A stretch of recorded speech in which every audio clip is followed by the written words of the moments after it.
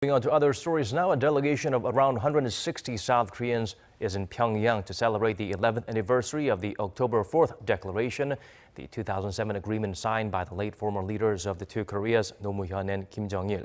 Let's connect to our Park Hee-jun right now for some updates on the activities up north so far by the visiting team. Hee-jun, what have you got for us at this hour? Daniel, the delegates are nearing the end of their second day in Pyeongyang as well as their three-day schedule overall. The main event commemorating the 11th anniversary of the 2007 Inter-Korean Summit was held this morning.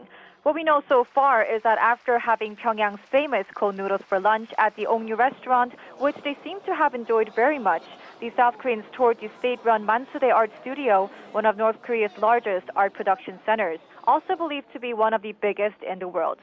They also visited the Mangyongdae School Children's Palace, an after-school facility for extracurricular activities in arts, music, and sports. Right now, the South Korean delegates in their 5 respective fields of expertise are probably holding meetings with their North Korean counterparts as they were set to begin at 6 p.m. Those meetings involve government officials and politicians, and also civic, cultural, and religious figures.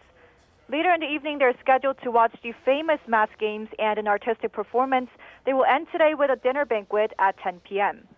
You can probably spot a lot of similarities with President Moon Jae-in's schedule when he was visiting the city for the Inter-Korean Summit just last month in September.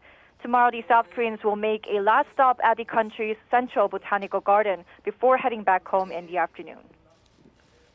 And also, Hee-jun, some were anticipating there could be additional talks between the two Koreas on the sidelines. Do we have any details on such interactions so far? Well, we're still waiting to hear whether those meetings will happen. Yes, there has been speculation about a high-level meeting between Unification Minister Cho Myung-jun and his North Korean counterpart Lee Sun-kwon. That's especially since Cho, upon his departure for the North, said the two sides will likely discuss ways to implement the Pyeongyang Declaration signed by President Moon Jae-in and Chairman Kim Jong-un last month, as well as follow-up talks on that agreement. There could also be meetings between Seoul's Vice Minister of Health and Cultural Heritage Administrator and their North Korean counterparts to discuss medical and cultural exchanges.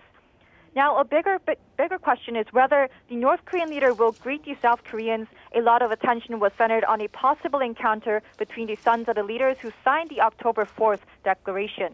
That's because the late former President Moo-hyun's son, No Kwon-ho, is also in Pyeongyang. He didn't attend the main event, but I'll keep an eye out on whether he shows up before they leave the North.